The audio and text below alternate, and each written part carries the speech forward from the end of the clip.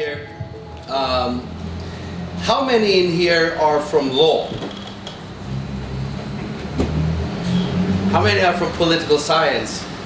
Okay, we're in a small minority in here, so we have to be careful. I'm Staffan Lindberg, Professor of Political Science and also Director of the V-Dem Institute, Varieties of Democracy. How many know about that project and the data we produce? Okay, most people, not everyone. I will base this presentation mostly on publications that come out of the V-Dem project, and specifically this year's democracy report and an accompanying academic article, State of the World, to talk about the global trends for democracy over the past 50 years, with a focus obviously on the later years here. V-Dem, or Varieties of Democracy, we have 31 million data on democracy, human rights, judicial systems, media, civil society, and so on. Over 600 indicators, very specific. About half of them measure de facto how things are on the ground. So even if the Constitution gives you freedom of speech, how much is there in practice? Or media freedom? And measuring that in practice, we collaborate with scholars across the world. So we worked with over 4,200 scholars and other experts from over 180 countries, who provide raw data on how things are de facto on the ground for journalist harassment of journalists by governments or something like that. So this is an enormous amount of data. This democracy report every year sort of summarizes the latest what the data say about democracy in the world. But I will also use a couple of other articles and last year's democracy report to show some things that I think are important but are not part of the democracy report this year. Okay, so let's get going. Democracy winning and losing at the ballot. That's the title of this year's report. Winning because of countries like Brazil and Poland recently,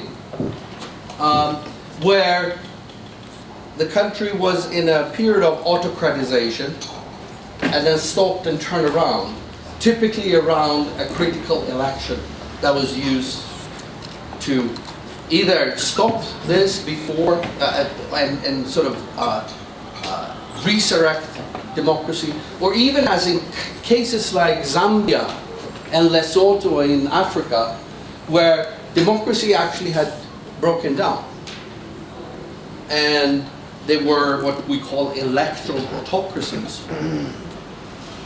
But again, elections were used to mobilize and turn things around, throw out the rascals that were doing away with democracy.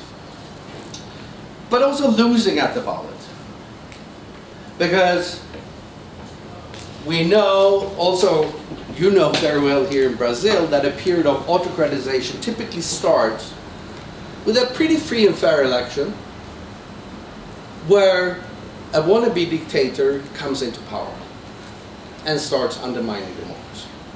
And that's not only Brazil, that's very typical for almost all cases of autocratization starting in democracies that we witnessed for the past 20, almost 30 years. Think about Chavez in Venezuela. Think about Putin in Russia. Those are in the 90s. Right? And then that has been going on with Modi in India, the Peace and Justice Party in Poland, Duterte in the Philippines. We can go down the line. It's a long list. But also losing because the elections are also used to sediment and enforce autocratic rule around the world in these electoral autocracies. Think about Erdogan in Turkey. Think about Putin in Russia, now in March, sedimenting his rule with an election. So we see both of these things happening at the same time. that's the one to capture. Okay, so let's have a look at the democracy in the world and the sort of trends for the last 50 years. I'll give myself some more leeway here. Okay, so here's the liberal democracy index that we have. It runs from 0 to 1, could be 0 to 100, it's just a metric. Now if the pointer works here. The right. Huh? At the point. Yeah, the pointer. There it is. Okay, right, good. So here, 1973, and then we had this third wave of democratization, starting with what? Portugal. Huh? Portugal. Portugal! Congratulations, you won the first prize. When was that? 1975. 1974. 4, yeah. 25th of April. The Carnation Revolution. Right? A coup by junior military officers that turned into a social revolution because people just went out on the streets and like, yes, get rid of these guys, right? So, and then that spread to Southern Europe, and then here Latin America in the 1980s. Brazil was part of that. And then we had the end of the Berlin Wall, the Cold War, and the fall of the Berlin Wall. This enormous expansion of civil liberties, multi-party elections and so on throughout what was former Soviet Union, or was then still, but then broke down. And then Eastern Europe, of course, Africa. It was in 4 years there, between 1989 and 94, Africa went from 4 countries holding multi-party elections, 5 if you count Senegal, but they only had allowed 3 parties, to another 42 countries. Right? So from 4 or 5 to 46 or 47, depending on how you count. In 4 years, it was enormous, right? And then East Asia and Southeast Asia as well. And then you had sort of peaked here around, say, early 2000s, and then there's been a decline. But it's not that big, right? Should we worry about this? Well, this is country average. It's a metric you typically see, right? They're very simple. Level of democracy in Brazil, plus level of democracy in Chile, divided by 2 when you get the average of the 2 countries. And you continue, do it for all countries in the world. Seems democratic and fair, and representative, right? But there's some, you could question that, right? Because it also means that a country like the Seychelles, our archipelago out there in the Indian Ocean, with 90,000 inhabitants, they count and weigh as much here as India, with 1.4 billion people, or China, or Brazil. And you can ask yourself, like, in terms of how much democracy we have in the world, how much out there is that? Does Seychelles mean as much for the world as India? Maybe not. And then after all, democracy is ruled by the people, right? Ruled one man, one vote. Well, now women are also allowed to vote. It's great, right? So one person, one vote. So you can divide this then by population size, or weigh it by population size, to get a sense of how much democracy is there in the world in terms of sort of how many people enjoy various freedoms and liberties. Or think of it, it looks like this. You see the same upward trend, but then the decline gets much, much worse. And by this measure, that you can think of as the level of democracy enjoyed by some imaginary average global citizen. By this measure, we're back to 1985. The year that Gorbachev became Secretary General of the Soviet Communist Party. And then came to initiate this end of the Cold War. We can divide it, we can weigh it in different ways. You can weigh it by territory, and then you see the also upward trend and also much more of a pronounced decline than the sort of country averages. So you already from this, you know that in the past sort of 20 years or so, the countries that have been declining on democracy are on average large countries with large populations. And they tend to mean more also for how things develop in the world. So look at this. This is by share of GDP in the world. And then we are back to far earlier than 1973. This tells you something about how much democracy is losing out in the world in terms of economic power. It's a combined effect of two trends. One is that a country like China has grown more in terms of GDP on average than democracies. Vietnam is another country, so on. So you have a few of those. But it's also an effect of countries like India and Turkey and Hungary and all that going down on democracy. So we use this population-weighted measure a lot because of their closeness also conceptually with democracy. By this measure, it's at least 15 years. At least 15 years of stark decline. Freedom House talks about 18 years. I'll show you some metrics that maybe it's 20 or even 30 years of decline. Depends on how you analyze the data to a point. There's also huge regional variations, right? So here, up here is Western Europe and North America. And then you have Latin America here also with and the Caribbean also with a significant dip here in the last few years. And then other regions of the world, worst of course Middle East, MENA countries, North Africa as well, and Sub-Saharan Africa not doing too well, and that's by population weighted measures as well. So there is a big variation between regions, of course, in terms of level of democracy, but also big in how stark this development is in terms of the downward trends. Although by population-weighted measures, they are there in all regions of the world. It's a global trend. It's not one area of the world. It's not one few countries in some specific places. We can take the same underlying data. So the Liberal Democracy Index has 48 indicators. We can take the same underlying data and divide it into regime types. I already mentioned them. We have to talk about sort of these guys are simple, right? Closed autocracies. Maybe the text is a little bit hard to see. I hope you brought your binoculars. No? Okay. But I mean, close to autocracies, essentially they're pure dictatorships. Military dictatorships, one-party states, China, North Korea and so on, kingdoms, Saudi Arabia, and that sort of thing. Right? They don't hold any meaningful elections of any kind for the executive and so on. You have these guys, electoral autocracies. They're a bit tricky, right? They have the trappings, especially legally, constitutionally. They look like democracies. They have multi-party elections. They have media freedom. They often have other things too on paper. That's true for Russia as well.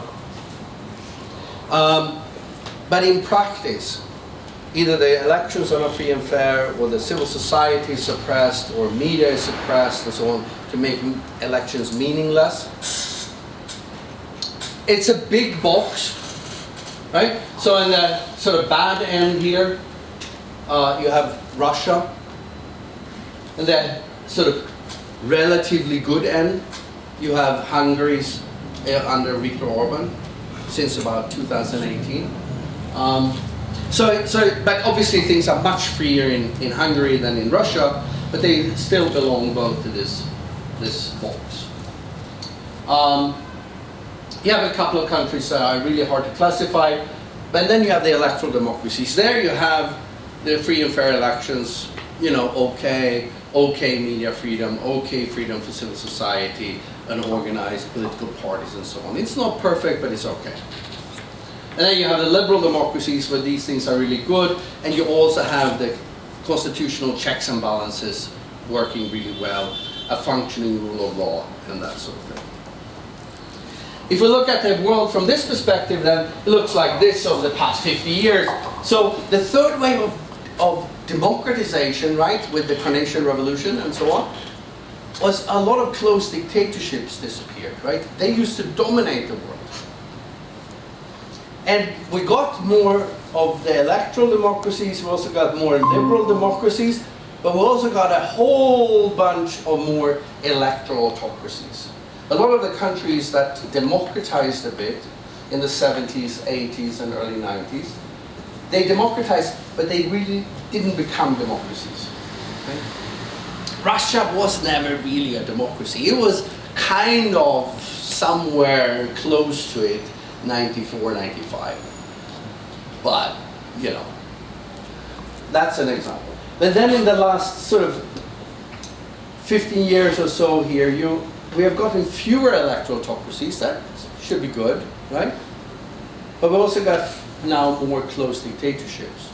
So you have autocracies getting worse. And then we get more electoral democracies, that's good, right? But we get fewer liberal democracies. So also the other side is that we get democracies that are becoming less democratic. So those are two sides of the same coin. We can look at this from population perspective as well. So share of world population there in these different categories. And here it's at least maybe 20 years since this downward trend started with more and more of the world population living in autocracies. So by that measure, we're talking about at least 20 years, right? And now 71% of the world population live in autocracies. That's a radical increase in these 20 years. This also varies, of course, across the regions. So here's a regional breakdown between the two regions, Latin America and the Caribbean, and Western Europe, North America, where we have sort of the greatest share of the population living in democracies of one kind or the other. And then go down Eastern Europe, much, much less, Sub-Saharan Africa, and Middle East, North Africa, a little bit better in East Asia and Pacific. So there's huge variation here, of course.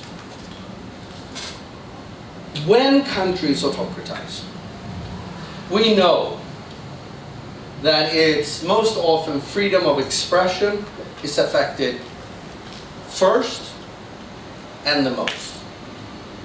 But we now see in this year's report also that elections are starting to be affected more and more. That core institution of democracy. That for a long time we saw, you know, leaders like Bolsonaro or Orban in Hungary, even Erdogan in Turkey, Modi in India, and so on. They, you know, attacked media freedom, they attacked the judiciary eventually, suppressed civil society, but they didn't really either dare or could attack the integrity of the elections.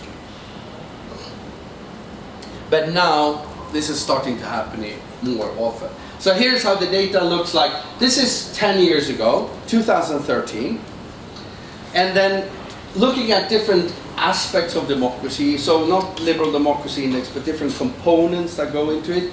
So, and then just very simple metric, count the number of countries that over the last 10 years have become either better or worse. Only counting statistically significant changes, of course. We only deal with that in everything. Okay, so 10 years ago, clean elections. If you're above this line, things have gotten better in more countries than it's gotten worse, right? So clean elections had gotten better in 23 countries and worse in only 10, right? You see the logic. Now compare this with the end of 2023. Boom. Everything almost is below the line. getting worse in many more countries than it's getting better. Worst of all out there, freedom of expression getting worse in 35 countries and better only in 11. Clean elections now also moving down here, getting worse in 23 countries and better in only 12. That's like 180 degrees change in 10 years. But you can also see that almost all aspects of democracy are affected negatively in more countries than it's getting worse. We can go down, these are still indices. So liberal democracy index and electoral democracy, and then components here, clean elections, freedom of expression. Clean elections have, I think, if I remember correctly, 12 indicators, right? Freedom of expression has even more. So we can drill down into the individual indicators here and see which ones are most affected. And then it looks like this. This is the top 10 list. Sounds good, right, to be on the top 10? And worst of all up there, 3 indicators that have to do with freedom of expression, right? Government efforts to censor the media, freedom of academic and cultural expression, and harassment of journalists, right? Government censorship of the effort, government censorship efforts in 45 countries has gotten worse, statistically significantly worse in the last 10 years. And then we also now have this election, the free and fairness of the elections, showing up on the top 10 list. It hasn't done that in years before in our democracy reports. That's worrying and new. And then you have other things that have to do with sort of freedom of both association but expression in a way, with civil society being repressed and not consulted, and even as this indicator that measures the extent to which the government controls whether civil society can even exist. So that's sort of the big picture. Now, which countries are in change right now? These are the countries. So, blue marked country, Brazil, hello! Can we have an applause? A democratizing country, right? Blue ones. You can see a few of them. There are 60 countries in change right now. And 42 of them are autocratizing. It's only 18 that are democratizing. I'll come back to that. You can see the really point is to illustrate this global trend, right? It's a global trend affecting all corners of the world. So whatever we think of in sort of country-specific explanations, they are there, sure. There are many things that happen in Brazil leading up to Bolsonaro that are specific for Brazil. But they're also global drivers. Right? Otherwise, we wouldn't see a global trend. Here's how it looks like, counting the number of countries that are democratizing or autocratizing over the past 50 years. So we hear the third wave of democratization, right? And hey, 70 countries in the mid-90s. You remember that time? Right? Yeah. We were happy. You were born too late. You know, it was getting better everywhere. You know, we were looking forward to the future. You know, Frank Fukuyama wrote The End of History. And many believed it, right? For good reasons. Boom. And meanwhile here, number of countries autocratizing, increasing here, starting already at the same time as this global wave was happening of democratization. So we didn't really almost notice it. I mean, it's like, oh yeah, Venezuela is going down the drain, shit happens, but you know. So by this metric we've had, I mean, there's a little increase here and that, but at least the last 20 years there's been a radical increase in the number of countries at the same time autocratizing. And now 42, then 47 1 year ago. This is a world record. historical record. So we have data going back to 1900 for all countries in the world, essentially including colonies with some self-governance, and for some countries back to 1789. It's never been this many countries autocratizing at the same time. It's never been a greater share of the world population living in countries that are autocratizing than now.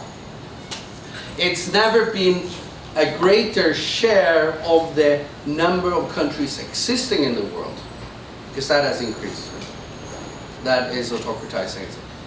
No matter how we measure this, it's never been worse than it is now. Forget the 1930s. It's nothing in comparison. So now we have 35% of the world population living in these 42 countries, autocratizing. Radical increase in the last 20 years. That's more than a third. This is a way to illustrate it. You don't need to read country names, although they are there. It's sort of the same type of graph. If you're above the line, things have gotten better. Hey, seashells! You say, yeah, good. And then the size of the bubbles is the share of the world population. You can see how much max is down here compared to up here. Exception being Brazil. So, keep it up, right? And I think this is a worrying metric. So I talked about this before, that you can start to autocratize in an already sort of electoral autocracy, like Putin in Russia, making it really terrible. Or you can be a democracy and start to autocratize, like Brazil under Bolsonaro. Like the United States will start happening in the United States here in January. That's a prediction. Political scientists, we don't make predictions, I do. But of these 42 countries, 28 were democracies when the autocratization started. Only about half of them remain democracies. That's a fatality rate of 50%. If you're a democracy, start autocratizing. Again, Brazil being one of the very few exceptions. And we actually looked at this over the entire time period a couple of years ago in this scientific publication. And no matter how we slice this data, it's even worse. Of all the episodes that start in autocracy, in democracies, almost 80% die. 77 on average. So just the statistical probability of being Brazil rather than Hungary or Turkey is very low.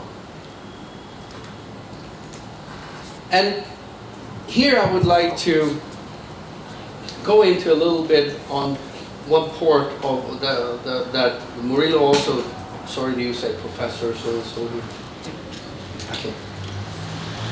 I'm from Sweden, we are informal. Last year's report, so you talked a bit about this with populism and misinformation and so on. So the relationship between disinformation, polarization, and then autocratization is incredibly strong. It's just one way of measuring it from last year's report. Countries that are autocratizing, government spread of disinformation go up. In democratizing countries, it goes down. Political polarization goes up, goes down. It's just simple average means changes. We can look at this at individual country level. Here, there's two graphs. Government spread of disinformation, simple graph. If you're above the line, it's become worse, more spread. Red marked countries up here are autocratizing countries. Here's political polarization, same thing. Autocratizing countries, high and increasing a lot. We can look at it over time within countries. Oh, sorry, I forgot this. Yeah, it's also that the countries that spread this information at home also do it abroad. So here's a correlation graph between domestic and international spread of this information, and it's almost like a line.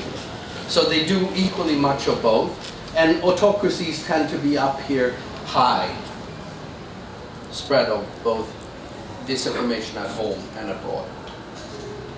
Democracies do much less. And over time, here's Brazil leading up to Bolsonaro, spread of disinformation, increasing political polarization, and then democracy goes down. Same thing in Hungary, these indicators go up, democracy, red line goes down. Poland, these go up, down. Turkey up, and democracy down. And this is not cherry picking. These are 5 countries on last year's report's top 10 list of worst autocratizers. And so this was with data up to 2022. But we looked at this across all the countries everywhere, and this pattern is almost universal. So putting those things together, you're not leaving in protest. No, Oh, okay. by no means. This tells me something. This evidence, and then there are now a number of studies, both at the macro level like this and micro level, experiments, survey experiments, and so on. And that body of evidence tells me one thing. Wannabe dictators spread disinformation to increase polarization. They do it because they know it works. When you can get disinformation to help polarize society to the point, high levels that we talk about as toxic, where you could start to talk about your political opponents and opposing groups in society as enemies of our way of life, enemies of the who we are. And the kicker is enemies of the nation. You can start to identify and talk about those who are not with you as enemies of the nation, including media, and enemies of the people, and you get support for that. Then you can legitimately, with support from a large portion of the population, start to undermine their civil liberties. You can start to infringe on the justice system and demand different kinds of rules. You can start closing down their media, their civil society organization. You can start to eventually throw them in jail, as Erdogan has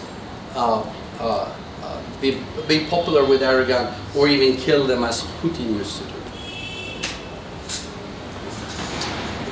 So you can autocratize with support from the population. It's exactly also what Trump is trying to accomplish in the United States. So this trend and this development is really worrying, I think, in the world. We also know a lot more about who these wannabe dictators are and how they look like. And it sort of kind of hangs together with this polarization and spread of disinformation a bit.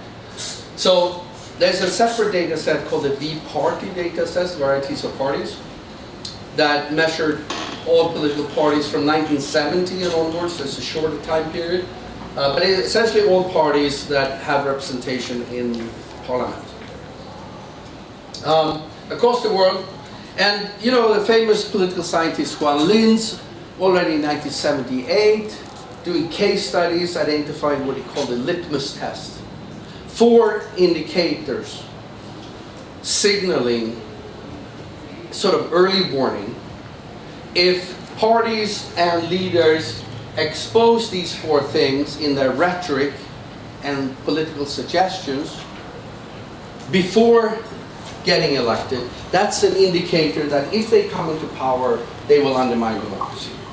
So we operationalize those into four sort of more crisp indicators and included that in the measure of all political parties around the world from 1970 to 2019 is as far as this goes. And it works. These are case illustrations, face validity. You have the AKP and BGP and Fidesz and PiS, and their increase of this illiberalism or anti-pluralism indicators, litmus test indicators, coming into power, and this is while not moving on the left-right. So that seems to sort of fit with what we know about these cases. But it also works this way. So then,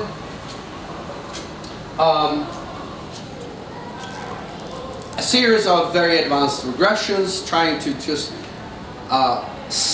isolate the effect of those litmus test indicators being high or low before an election, and then after the election, if that parties that score high come into power, what's the probability they will undermine democracy and start autocratization?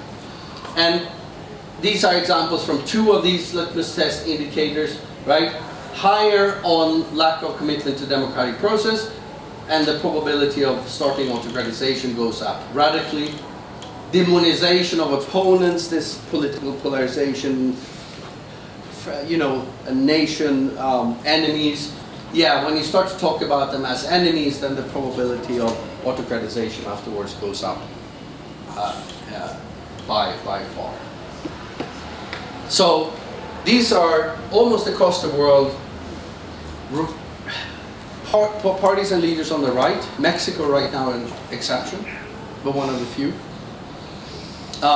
Previous in history has been many left-wing parties and leaders undermining democracy. In the past 20 years, it's right-wing. They are nationalist, reactionary, and anti-pluralist. That's the hallmarks of these guys. Right. So we looked at, in this year's report, on all the cases of autocratization, and with a new methodology we developed, could also identify different patterns. So the methodology is called ERT, Episodes of Regime Transformation. It's also available from the website and GitHub and Codebook and everything if you want to delve into it. But basically two sort of types. You have the standalone autocratization. You've been, you know, democracy for a long while, and then it starts to go down. So I think Brazil come to that. Then you have these bell-turn autocratization. So they were democratizing, and then something happened and it broke off and turned around. So those are two different. There are 42 countries in total here, but for here in the top 10 list of the standalone autocratization as of end of 2023, you see they started at very different levels. They also at very different levels in the end. But here now, 8 out of the 10 are no longer democracies. So that gels with that historical average that we found from 1900 to the present. And is really not encouraging, except that Poland is a little uptick here now. Donald Tusk, we hope this will continue going upward and that Poland becomes a U-turn case instead.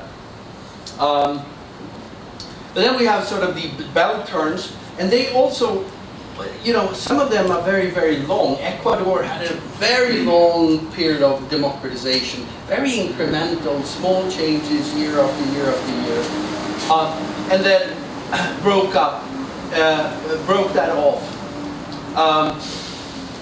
And El Salvador being another one, of course, in this group. But he also here, now 7 out of the 10 are no longer democracies. So also for these guys, the sort of prospect is not really good.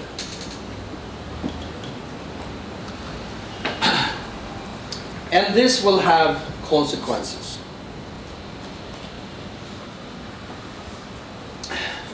In 2019, we got the European Commission came to us and said, we need a counter-narrative to China. They're selling their model of development across the world. They're saying they're doing better than democracies. Is that true? Or is there scientific evidence that democracies are better than autocracies? So we said, okay, we will collect the latest, best, most rigorous, robust studies across a number of areas and evaluate this. And democracies are doing better. There's a case for democracy report. You can look at this with, infant mortality, life expectancy, provision of safe water, blah, blah, blah. But in this context here, with the geopolitical context of this conference as well, just want to highlight one area. Democracies don't fight wars with each other. Immanuel Kant's old theory about the democratic peace. It's been now tested and tried also with V-Dem data over and over again, and it holds. It's like an iron law. Here's a probability curve for high level of electoral democracy to low, and the probability of engaging in armed conflict. And we can plot Russia here in 1995 to end of 2021, right before Putin's illegal invasion of Ukraine. If Russia had stayed as mediocre democracy or level of democracy they had in 94, 95, if they have stayed at that level, Russia would never have invaded Ukraine. We know that. So the more autocracies, the more countries that are declining on democracy in the world, the more wars we will have. It also goes for domestic conflict, by the way. And just look at this. So they backed out, the Hegre et al. Study from 2004 backed out the probabilities for India to engage in a militarized conflict with Pakistan has increased by 300% as a result of Modi's undermining of democracy in India. So this will have serious consequences in the years to come. But there are some democratizing countries. Let's not forget that. And let's end with a happy note, right? Yes. I mean, they're getting fewer, okay? So, but there are 18. It's good. We also have here, but it's, I already indicated they tend to be small. It's 5% of the world population live in these 18 countries. And half of that is Brazil, so the other ones, you can imagine. We'll see that in a moment. And also here, there are sort of these different, they're standalone, right? You've been in autocracy for a long while and then you democratize for whatever reason.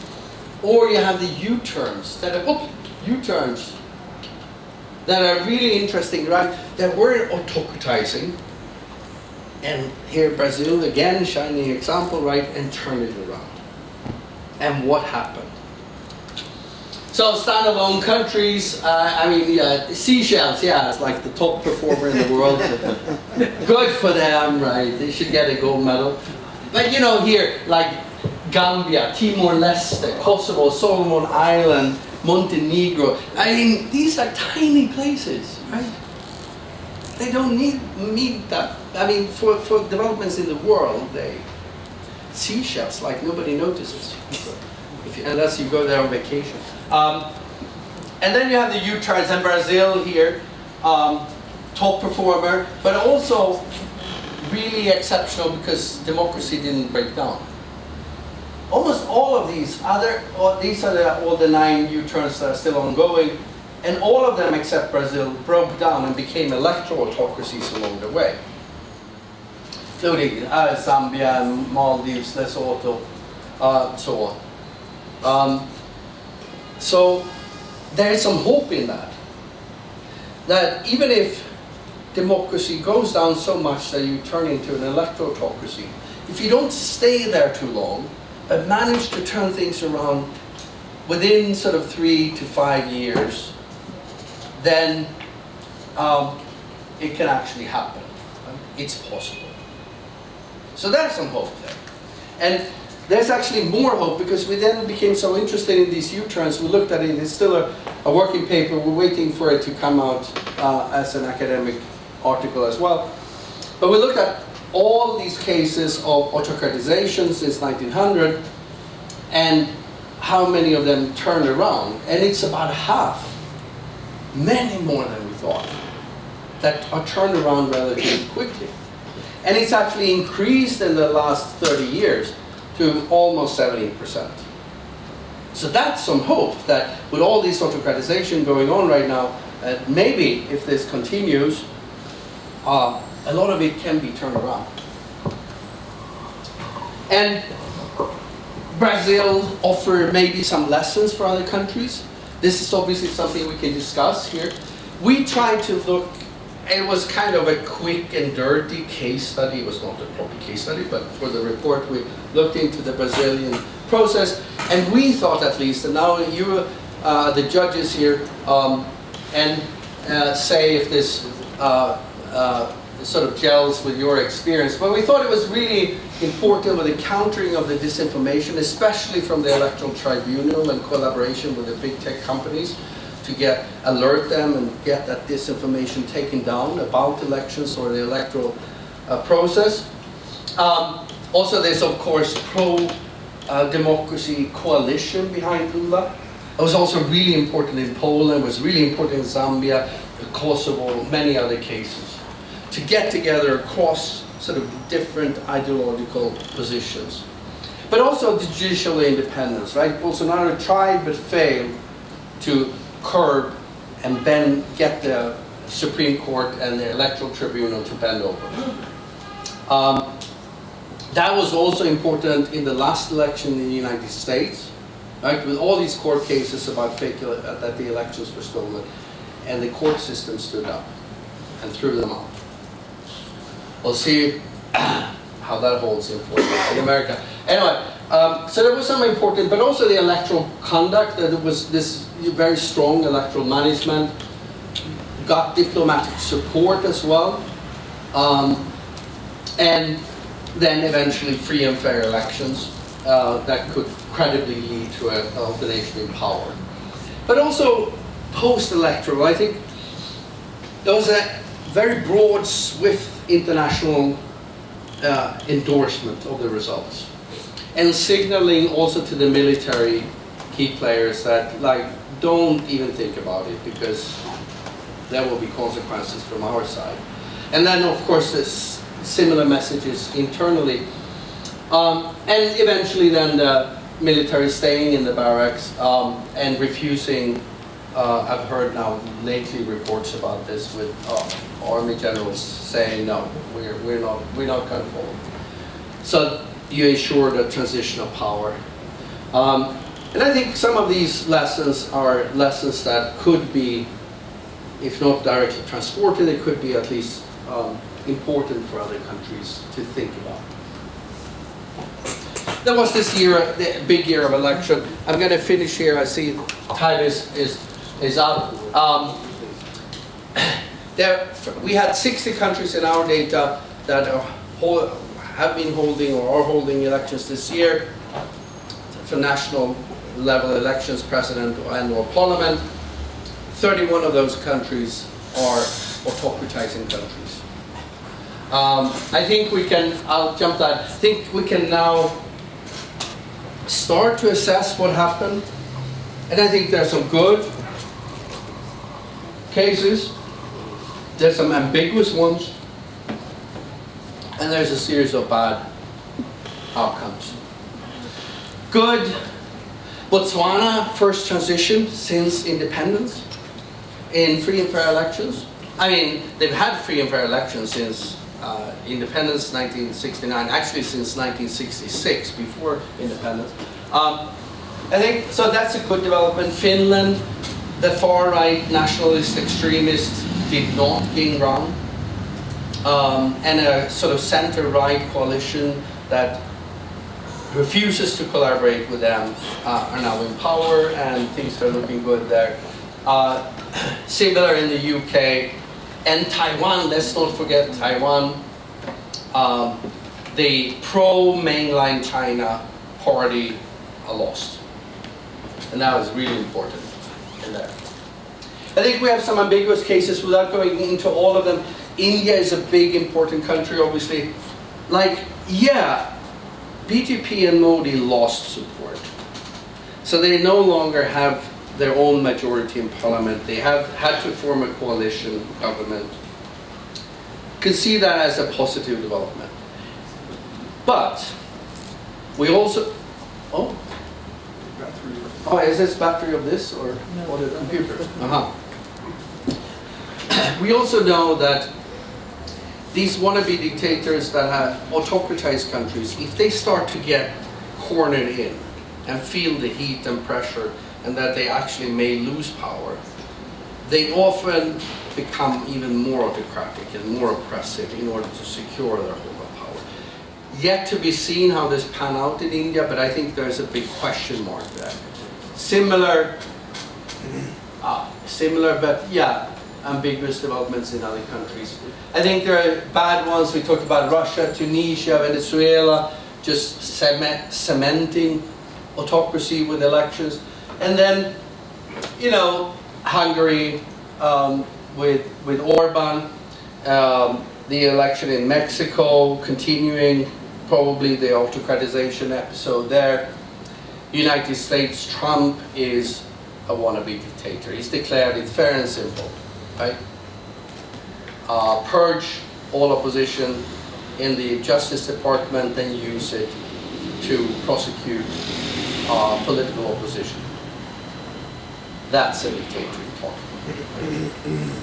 talk. He's at least said he's willing to use the military against civilians in call a state of emergency. We can go down that line. There are so many things on Trump where he's declared his intent of doing away with democracy in the United States. And he has the power to do it. No checks and balances left with both the Senate and the House firmly in Trumpista land. He's taken over the entire party, weeded out all opposition there. It's just full of loyalists now. No naysayers, no holding him back. And then of course the Supreme Court is now much more on his side, and they have already declared in a ruling that the president is immune from prosecution for crimes. So we now have the Supreme Court saying, yeah, Trump, you're right, when he said in his first term, I could go down Pennsylvania Avenue with a gun and shoot people and nobody can do anything. That is not reality. So, yeah. And there are these other cases we could talk about. But that's sort of the big picture here from the election report, the democracy report and other things we've published. Everything is on the website with V-Dem. Everything is public and transparent. All these working papers are there and reports. Also lots of academic articles that we published. And if you don't like to download 31 million data and play with it in R or Stata or something, which all of you of course do all the time, right? If you don't like that, we have all these online tools. You can look at a country and, you know, over time with different indicators and indices or variable graphs to compare them, create these maps I showed some, or do regional comparisons. I think that's a really good tool to use. I use it myself all the time. So you can play around and have access to the data and analyze it, create graphs and use the graphs, just download them and use them as you like. Thanks for listening. It's a pleasure to be here. And if there's time for questions, I'm happy to take any questions you may have. But that's up to the